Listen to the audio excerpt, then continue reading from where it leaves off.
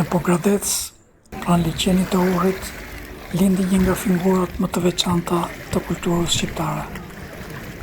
Në 13 shtator 1907, lindi Dimitar Pasko, njeriu që letërsia shqiptare do ta njihte me emrin Mitrush Kuteli.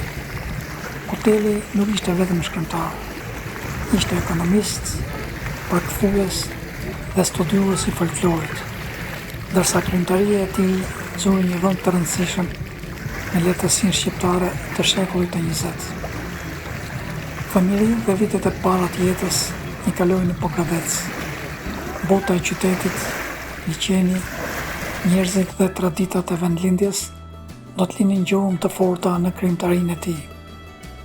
Më vonë, u largua nga Pogradeci për të vazhduar shkollimin në Rumani. Atje studioi ekonomi dhe përfundoi studimet universitare, ndërsa më vonë muri edhe gradën e doktorit në ekonomi. Por krahas ekonomisë, Kuteli kishte një tjetër pasion të madh, letërsinë.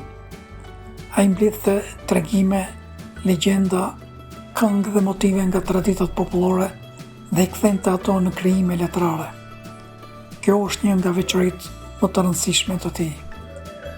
Kuteli nuk e shihte folklorin thjesht si kujtim të skaluarës. Ai kthente atë në një letërsi të gjallë.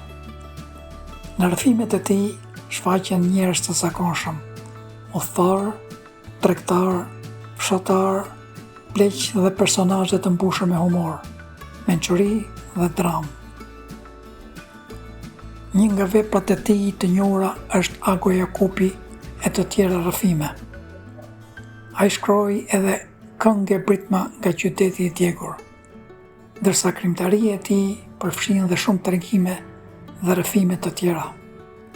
Kuteli ishte gjithashtu një përkthyes i rëndësishëm. Ai solli në shqip vepra nga letërsia rumune, ruse dhe autorë të tjerë të letërsisë botërore.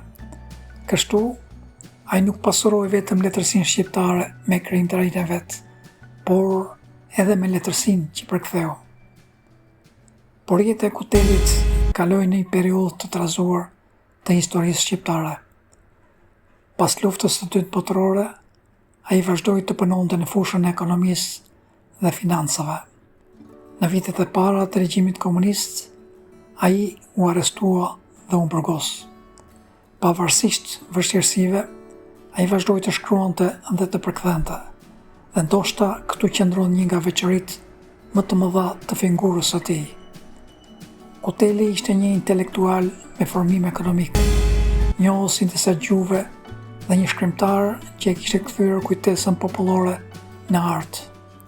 Në veprat e tij e kaluara dhe e tashmja takohen. Legjendat marrin jetë të re. Tregimet e njerëzve të zakonshëm bëhen letërsi dhe fjala popullore ruhet në një formë që mund të kalojë nga një brez te tjetri. Mitrush Kuteli u nda nga jeta më 4 maj 1967 në Tiranë. Por rrëfimet e tij vazhduan të jetojnë, sepse Kuteli nuk shkroi vetëm për njerëzit, ai shkroi edhe me zërin e tyre. Dhe kjo është ndoshta trashëgimia e tij më e madhe. Nga Pogradeci, nga kujtesa popullore dhe nga bota e rrëfimeve shqiptare, Mitrush Kuteli la pas një letërsi që vazhdon të na tregojë histori edhe sot. Mitrush Kuteli, një shkrimtar që mblodhi zërat e skaluarës dhe i ktheu në kujtesë të shkruar.